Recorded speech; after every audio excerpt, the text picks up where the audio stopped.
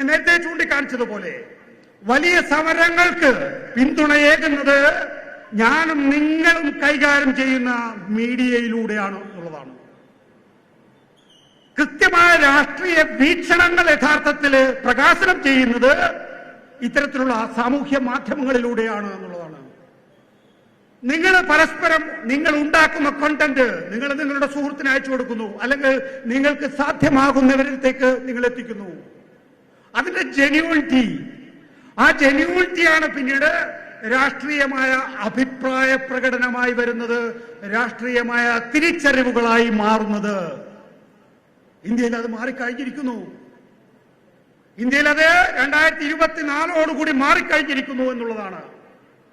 അവിടെയാണ് കേരളത്തിലെ വിദ്യാർത്ഥികളെ സംബന്ധിച്ചിടത്തോളം, കേരളത്തിലെ യുവാക്കളെ സംബന്ധിച്ചിടത്തോളം, കേരളത്തിലെ ജനങ്ങളെ ആകെ സംബന്ധിച്ചിടത്തോളം പുതിയ സാധ്യതകൾ ഉണ്ടാകുന്നത്.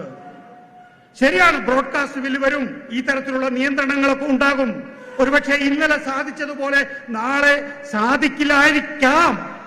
പക്ഷേ പഴയ പോലെ അമിത്ഷായ്ക്ക് ജുബയുടെ പോക്കറ്റിൽ നിന്ന് ബില്ലെടുത്ത് അവതരിപ്പിച്ച് വിജയിപ്പിക്കാനുള്ള ശക്തിയൊന്നും ഇന്ന് ഇന്ത്യൻ പാർലമെന്റിൽ ഇല്ല എന്നുള്ളത് കൂടി നമ്മൾ തിരിച്ചറിയണം. അപ്പോ പ്രതിരോധം പാർലമെന്റിൽ മാത്രം പോരാ. ബാറ്റിൽ ഗ്രൗണ്ട് എന്ന് പറയുന്നത് നമ്മൾ വ്യവഹരിക്കുന്ന മേഖലകളിലാണ്. യുദ്ധഭൂമി നമ്മളാണ് പോരാളികൾ. യുദ്ധഭൂമിയിലെ പോരാളികൾ നമ്മളാണ്. നമ്മൾ പേനയേന്തുക എന്നൊക്കെ നമ്മൾ എല്ലാ കാലഘട്ടത്തിലും പറയില്ലേ. കീബോർഡുകൾ കീഴടക്കുക, കീബോർഡുകൾ കീഴടക്കുക. നിങ്ങളുടെ മൊബൈൽ ഫോണിലെ ക്യാമറ മതി ഇന്ത്യയിലെ ഭരണകൂടത്തെ വിറപ്പിക്കാനെന്ന് ധ്രുവറാട്ടി തെളിയിച്ചിട്ടുണ്ട്, രവീഷ് കുമാർ തെളിയിച്ചിട്ടുണ്ട്. അസഖ്യം ലക്ഷക്കണക്കിന് വരുന്ന സാമൂഹ്യ മാധ്യമങ്ങളിൽ ഇടപെടുന്ന സാധാരണക്കാരിൽ സാധാരണക്കാരായ ആളുകൾ തെളിയിച്ചു കഴിഞ്ഞിട്ടുണ്ട്. ധ്രുവറാട്ടി ആരാണ്? ബീഹാറിൽ നിന്ന് ജർമ്മനിയിലേക്ക് എഞ്ചിനീയറിംഗ് പഠിക്കാൻ പോയിട്ടുള്ള നമ്മളെപ്പോലെ സാധാരണക്കാരിൽ സാധാരണക്കാരനായ വിദ്യാർത്ഥി. അവൻ ഒരു യൂട്യൂബർ ആകണം എന്ന് ആഗ്രഹിക്കുകയാണ്. അവനൊരു യൂട്യൂബറായി മാറുകയാണ്.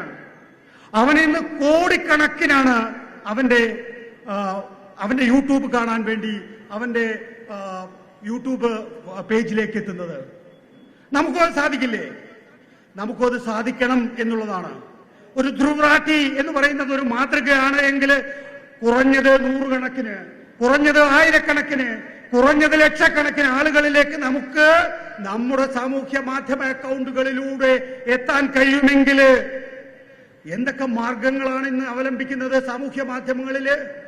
നമുക്ക് എക്സ്പ്ലനേഷൻ ഉണ്ടാക്കാം, നമുക്ക് ഹാസ്യത്തിന്റെ മേമ്പൊടിയോടുകൂടി പുതിയ കണ്ടന്റ് ഉണ്ടാക്കാൻ സാധിക്കും, നമുക്ക് മീംസ് ഉണ്ടാക്കാൻ കഴിയും, നമുക്ക് റീൽസ് ഉണ്ടാക്കാൻ കഴിയും, നമുക്ക് വ്ളോഗ് ചെയ്യാൻ കഴിയും. നോക്കൂ, ഇന്നിപ്പോ പ്രധാനമന്ത്രി നരേന്ദ്രമോദി വയനാട്ടിൽ സന്ദർശനം നടത്തുന്ന ദിവസമാണ്. വയനാട്ടിൽ സന്ദർശനം നടത്തുമ്പോൾ അതിന്റെ ബാക്ക്ഗ്രൗണ്ടിലുള്ള മെറ്റീരിയൽ എന്താണ്? ഇന്ത്യ എന്ന് പറയുന്ന വയനാട് എന്ന് പറയുന്നത്, ഈ ഉരുൾപൊട്ടൽ നടന്നിരിക്കുന്ന പ്രദേശം എന്ന് പറയുന്നത് കേരളത്തിന്റെ മാത്രം ഭാഗമല്ലല്ലോ. ഉരുൾപൊട്ടൽ നടന്ന വയനാട് എന്ന് പറയുന്ന ജില്ല കേരളത്തിന്റെ മാത്രം ഭാഗമല്ലല്ലോ, ഇന്ത്യയുടെ ഭാഗമാണ്. നോക്കൂ, ഇവിടെ നിന്ന് 1 രൂപ പിരിച്ചു കൊണ്ടുപോകുമ്പോ 20 പൈസയാണ് കേരളത്തിന്റെ വിഹിതമായി നൽകുന്നത്. പോട്ടെ, ഒരു രാജ്യം എന്നുള്ള നിലയിൽ നമ്മളെ സംബന്ധിച്ചിടത്തോളം ഈ കേരളത്തിന്റെ മാത്രം വികസനമല്ല നമ്മൾ ലക്ഷ്യം വെക്കേണ്ടത്. ഒരു പൗരൻ എന്നുള്ള നിലയിൽ നമ്മുടെ രാജ്യമാണ് നമ്മളെ സംബന്ധിച്ചിടത്തോളം വലുത്. അതുകൊണ്ട് 1 രൂപ ഇവിടുന്ന് പിരിച്ചെടുത്തു കൊണ്ടുപോകുമ്പോ നമുക്ക് 20 പൈസ തന്നാൽ മതി. നമുക്ക് AMS ഇല്ല, നമുക്ക് കേരളത്തിന്റെ വികസനത്തിന് ബജറ്റില്ല, നമുക്ക് അങ്ങനെ നിരവധിയായിട്ടുള്ള പരാതികളുണ്ട്. ശരി, ആ പരാതികളും കൂടി നമ്മൾ വിട്ടുവെച്ചിരിക്കുന്നു, മറ്റ് ഭാഗങ്ങൾക്ക് കൊടുത്ത് വികസിപ്പിക്കൂ.